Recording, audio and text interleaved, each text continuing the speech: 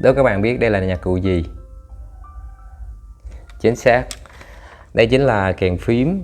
Và đây là nhạc cụ được Bộ Giáo dục đưa vào giảng dạy trong các trường tiểu học bắt đầu từ năm lớp 4. Và đây cũng là một nhạc cụ rất là thú vị mà các bạn, đặc biệt là các em nhỏ, có thể sử dụng để tự tin phô diễn tài năng âm nhạc của mình.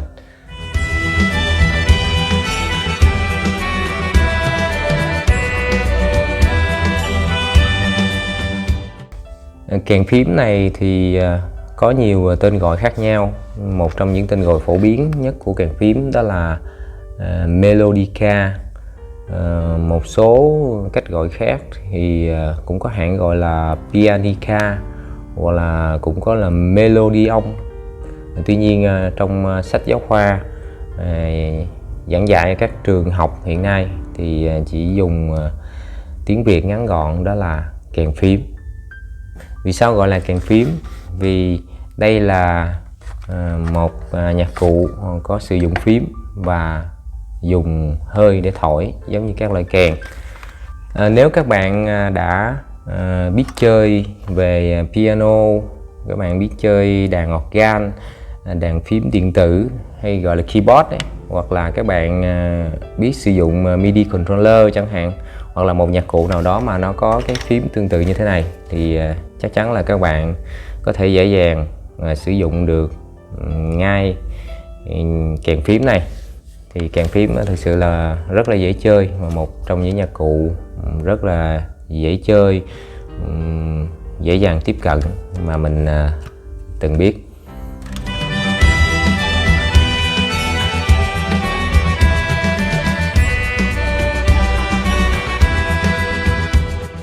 Trên tay mình đây là một cây kèn phím 32 phím, còn đây là một cây kèn phím khác dài hơn, nhiều phím hơn một chút xíu, đó là kèn phím 37 phím.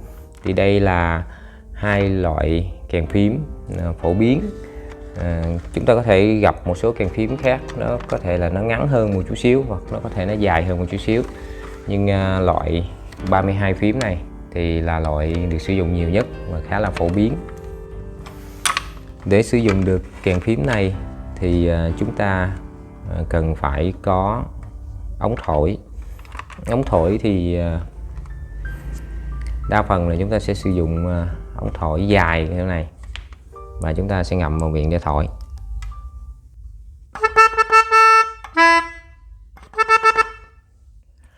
Hoặc là trường hợp thứ hai là chúng ta sử dụng một cái, cũng là một cái ống ngắn hơn, mình thổi như thế này, chúng ta cắm vào đây và chúng ta thổi như thế này. Có hai cách như thế, nhưng mà thường thì mình thấy nhiều người, và cụ thể là mình, thì mình thích sử dụng cái ống dài hơn. Ống dài hơn như thế này thì chúng ta sẽ thao tác dễ hơn, và khi chúng ta nhìn cái phím để chúng ta bấm nên nó cũng thuận tiện hơn. Có nhiều tư thế để chúng ta sử dụng cây kèn phím này. Tư thế chơi phổ biến nhất của kèn phím này đó là chúng ta đặt đàn trên một mặt phẳng nào đó, trên bàn, trên một cái ghế nhỏ nào đó tùy chúng ta. Nói chung là một cái mặt phẳng nào đó. Sau đó chúng ta sử dụng cả hai tay để chúng ta chơi.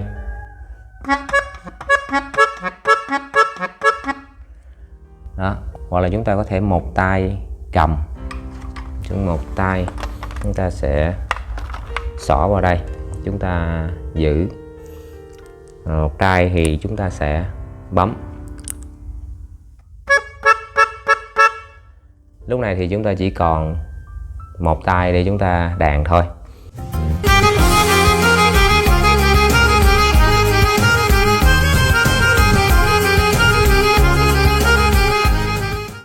Thì tùy khả năng hoặc là tùy cái bài thổi của mình thì chúng ta có thể sử dụng một tay hoặc hai tay.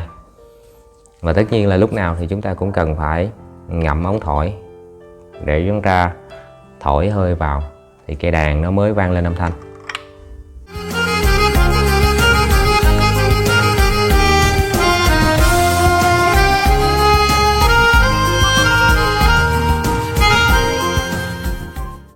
Nếu mà các bạn mới làm quen với loại nhạc cụ này thì các bạn sẽ nhận thấy nó có hai loại phím, phím trắng và phím đen. Thì nếu chúng ta chưa chơi một nhạc cụ phím nào đó thì chúng ta cũng cần phải học cách để nhận biết được các nốt trên cây đàn để chúng ta đàn chính xác. Thì cách nhận biết các nốt trên đàn này thực sự là rất là đơn giản. Đó là chúng ta sẽ nhận biết các nốt thông qua việc chúng ta xác định vị trí của các phím màu đen. Phím màu đen chính là phím sẽ giúp chúng ta định vị được tất cả các phím còn lại trên cây đàn của mình. Cụ thể như sau, chúng ta nhìn vào đây thì các bạn sẽ phát hiện ra là phím đen thì nó sẽ có sự khác biệt, phím trắng thì nó sẽ liên tục như thế này, và nếu chúng ta che hết các phím đen thì chúng ta nhìn vào phím trắng thì chúng ta cũng chả biết đó là phím nào, rất là khó. Nhưng mà nhìn vào phím đen thì các bạn sẽ phát hiện ra một điều rất là đơn giản, đó là sẽ có hai phím đen như thế này, xong đó nó có một cái khoảng cách, tiếp theo nó sẽ tới 3 phím đen, 2 3 2 3, và nó sẽ lặp lại liên tục như thế. Nó cứ theo cái vòng như thế, cứ 2 đen rồi tới 3 đen, 2 đen 3 đen. Và cách xác định tên nốt trên đàn này thì cũng tương tự như các loại đàn phím khác. Thì với hai cái phím đen này sẽ giúp chúng ta xác định được 3 nốt do, re, mi. Đây, hai phím đen này thì nốt ở giữa hai phím này là nốt re, và nốt bên trái theo hướng nhìn của chúng ta sẽ là do, và còn lại sẽ là mi. Như vậy hai phím màu đen này sẽ giúp chúng ta xác định được 3 nốt do, re, mi. Tương tự, 3 phím màu đen còn lại thì cũng sẽ giúp chúng ta xác định được 4 nốt nhạc còn lại, đó là fa, son, la và si. Cụ thể như sau, chúng ta chỉ cần nhìn vào 3 phím màu đen này thì chúng ta sẽ bắt đầu từ cái phím mà gần cái phím màu đen nhất ở bên tay trái theo hướng nhìn của chúng ta, nó sẽ là fa, son, la, si. Cái phím đen cuối cùng này thì cái sẽ giúp chúng ta xác định được cái nốt si là nốt bên tay phải đây, và nốt son la là nốt sẽ nằm ở giữa, và ở giữa hai nốt son và nốt la thì sẽ là một phím đen ở giữa của cụm 3 này, rất là dễ. Như vậy khi nhìn vào 5 cái phím này thì chúng ta sẽ dễ dàng xác định được đây là do, re, mi, fa, son, la, si. Và những nốt này, những cái phím này nó sẽ tương tự với nhau và nó ở cái quãng cao hơn. Thì ví dụ như trên đây chúng ta sẽ có, cũng sẽ vẫn có là do, re, mi, fa, son, la, si, do cao hơn nữa, và đây là quãng thấp, đây là quãng cao. Và tương tự như vậy, 3 cái phím đen cuối cùng này sẽ giúp cho chúng ta xác định được 4 cái nốt thấp. Đây là những nốt thấp nhất của cây đàn, đó là nốt fa, son, la, si thấp, hay mình thường hay viết cảm âm hay là mình đọc nhanh gọn nhất đó là fa, son, la, si. Còn đây sẽ là do, re, mi, fa, son, la, si, do, re, mi, fa, son, la, si, do. Đố này mình hay gọi là do 3, do rất cao, và đây là nốt cao nhất trên cây đàn này. Đối với cây 37 phím này thì nó sẽ có nhiều phím hơn, và nó sẽ có tới do 3 cao, re 3, mi 3, và cao nhất của cây 37 phím này là fa 3. Nốt này rất là cao.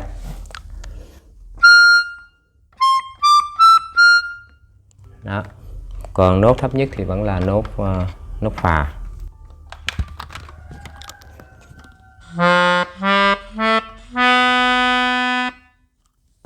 Khi các bạn đã xác định được do, re, mi, fa, son, la, si là nốt nào trên cây kèn này thì những nốt đen này sẽ là nốt gì, thì đó chính là những nốt thăng và gián. Và tùy theo cách gọi và từng trường hợp thì nốt đen này nó sẽ có đến 2 tên gọi cho một nốt. Ví dụ như nốt này, nốt đen đầu tiên này thì nó sẽ vừa là đô thăng mà nó vừa là rê dáng. Nhưng để đơn giản nhất, các bạn có thể dễ dàng hiểu một cách đơn giản nhất thì tất cả những nốt đen này mình cứ cho nó là nốt thăng hết đi. Thì mình cứ lấy một cái nốt bình đây, thì cái nốt đen mà nó gần nhất, nó cao hơn về phía bên tay phải này chút xíu thì nó sẽ là thăng. Ví dụ như là đô thì đây sẽ là đô thăng, đây rê thì đây sẽ là rê thăng. Còn đây là mi thì không có mi thăng, mà nếu mi thăng lên thì nó sẽ thành pha. Đây là lý thuyết âm nhạc. Ở đây pha thì sẽ có pha thăng, son thì sẽ có son thăng, và la thì sẽ có la thăng. Rồi, như vậy hiểu đơn giản nhất. Thì các nốt này các bạn cứ xem nó giống như là các nốt thăng, mà nó sẽ cao hơn cái nốt trước nó nửa cung. Còn nếu các bạn tính ngược lại thì tất cả cái này nếu mình quy nó về nốt dáng, các nốt mà có dấu dáng xuống đó, thì ví dụ như đây thì đây sẽ là si dáng, la dáng, son dáng, mi dáng và rê dáng. Đơn giản vậy thôi. Thì thường các bạn sẽ gặp phổ biến nhất những nốt sau đây, ví dụ như là pha thăng, đây đô thăng, son thăng. Còn hai cái nốt còn lại này thì các bạn sẽ thường sẽ gặp nó ở trường hợp là dáng, đó là si dáng và mi dáng. Rồi, quy tắc cũng rất là đơn giản, các bạn chỉ cần hiểu là các bạn sẽ xác định được ngay.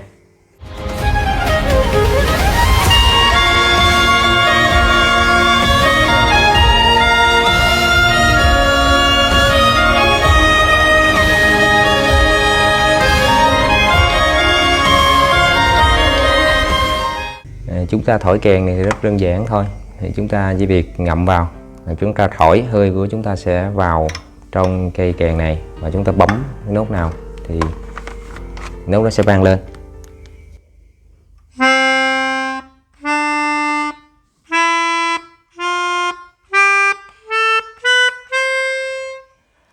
Và nếu các bạn thổi mạnh thì âm thanh nó sẽ vang mạnh lên, mà các bạn thổi nhẹ thì nó sẽ nhẹ lại. Và tất nhiên nhẹ quá thì nó sẽ không kêu.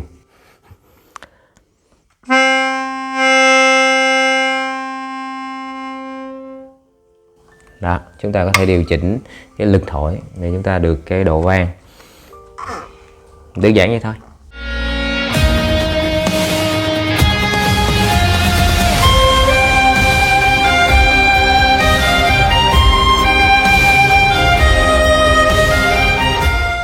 Và cuối cùng là một cái kỹ thuật rất là tuyệt vời của cây kèn phím này, đó là kỹ thuật chúng ta sử dụng đánh lưỡi. Để chúng ta chỉ cần trong trường hợp mà chúng ta đàn nhiều nốt nhưng mà nó có cao độ như nhau hết, đó là một nốt mà chúng ta đàn nhiều lần, thì thay vì trên đàn piano trên các nhạc cụ phím thì chúng ta phải bấm nhiều lần. Ví dụ như là chúng ta bây giờ mình sẽ đàn nốt đô nhiều lần đi, ví dụ vậy, đô.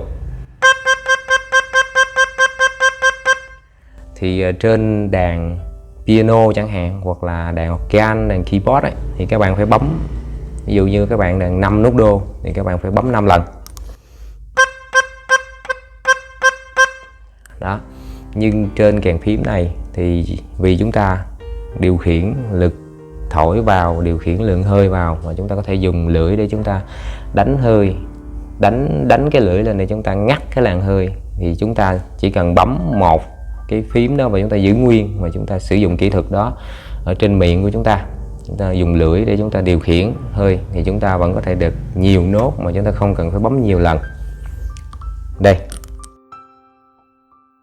mình chỉ bấm giữ nguyên vậy thôi, và chừng nào mình đổi sang nốt nhạc khác thì mình mới đổi vị trí tay. Còn nếu mà mình đàn một cái nốt đó mà nó nhiều lần thì mình vẫn chỉ bấm một lần rồi mình giữ nguyên, và mình điều khiển bằng lưỡi và miệng trên đây thì mình thổi. Ví dụ 5 nốt hồi nãy. Này không phải là 5 mà mình muốn nó dài bao nhiêu thì dài thôi, tùy hơi của các bạn thôi. Mình làm lại nè, mình chỉ cần thổi một nốt đó mà mình giữ nguyên thôi.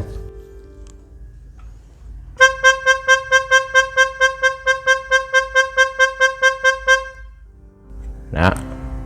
Thì khi các bạn thổi gần phím và các bạn gặp bản nhạc mà cái nốt nhạc đó nó lặp lại từ 2-3 lần trở lên hoặc là nhiều hơn nữa, thì chúng ta không cần phải bấm nhiều lần, mà chúng ta chỉ cần bấm một lần, và chúng ta sử dụng kỹ thuật vừa rồi để chúng ta điều khiển, chúng ta ngắt thành nhiều nốt nhạc cùng cao độ. Thì chúng ta chỉ cần sử dụng kỹ thuật này rất là đơn giản. Hy vọng các bạn sẽ vận dụng kỹ thuật này thật là tuyệt vời trong khi biểu diễn. Kỹ thuật này nó sẽ giúp ích cho chúng ta rất nhiều trong việc thổi kèn phím.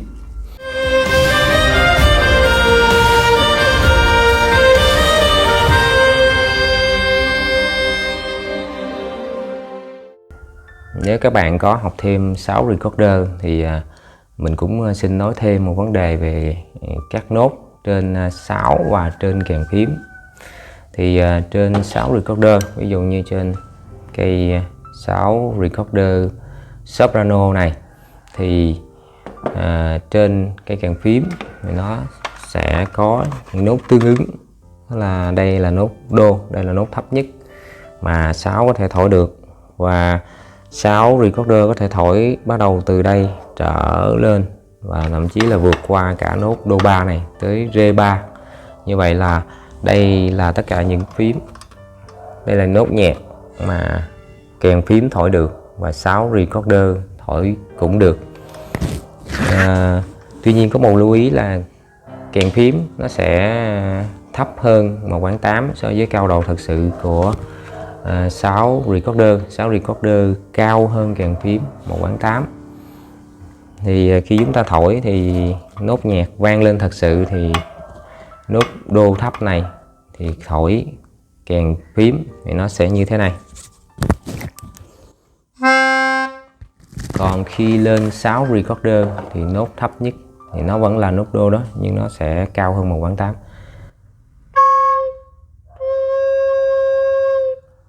Đó, nó sẽ tương ứng với nốt này.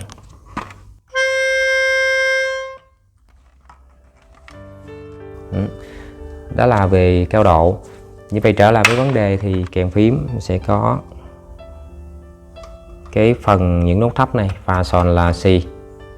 Vậy thì sáo recorder soprano sẽ không có. Nhưng có một anh sáo recorder khác cũng sẽ có thể thổi được những nốt thấp này, đó là sáo recorder alto. Nốt thấp nhất của sáo recorder alto sẽ bằng với cái nốt thấp nhất của cây kèn phím. Tất nhiên là hai loại nhạc cụ này vẫn sẽ cách nhau 1/8 về cao độ, giống như là giọng nam với giọng nữ vậy đó. Rồi mình sẽ ví dụ đây là nốt thấp nhất của kèn phím, nốt phà.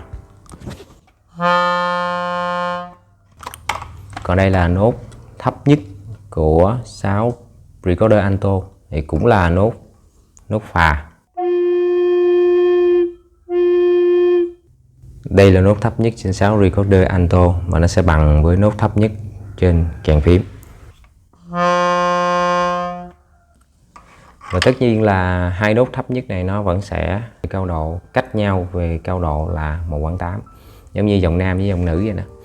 Hát cùng một nốt nhạc nhưng mà nữ sẽ cao hơn, nam sẽ thấp hơn 1/8 so với nữ. Cô này thì anh này thì giống như nam, cô này thì giống như nữ.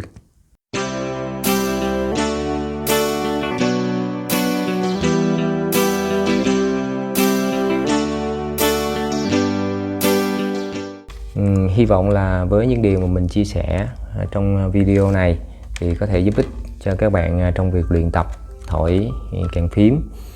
Thì như mình đã nói, các nốt trên kèn phím nó tương đồng và nó thậm chí là nó còn nhiều hơn một số nốt so với sáo recorder. Như vậy thì các bạn có thể sử dụng kèn phím này kết hợp với sáo recorder để chúng ta biểu diễn một bài nào đó mà nó có tất cả các nốt trên cả hai loại nhạc cụ này, thì đó sẽ là điều rất là thú vị. Mình cũng có một số video trên kênh này mà đã thực hiện, đó là kết hợp hai nhạc cụ này với nhau trong một bài biểu diễn.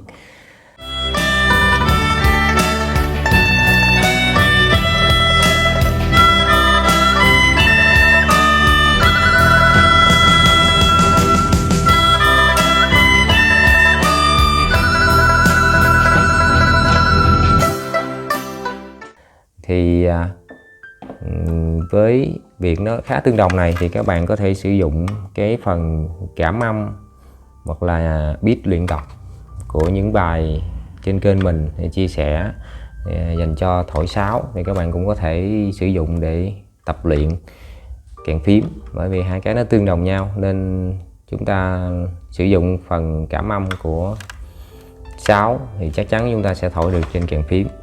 Hy vọng là những chia sẻ trong video ngày hôm nay sẽ giúp ích cho các bạn trong việc luyện tập âm nhạc, đặc biệt là luyện tập thổi kèn phím.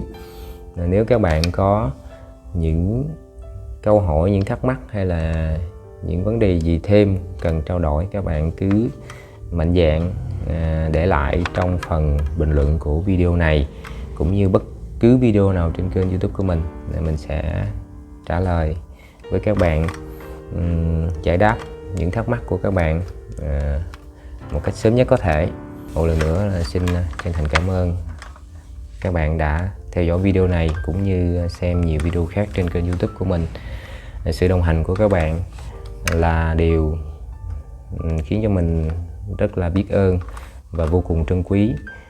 Hy vọng các bạn xem những video của mình giúp ích được gì đó cho các bạn trong việc luyện tập âm nhạc, cũng như là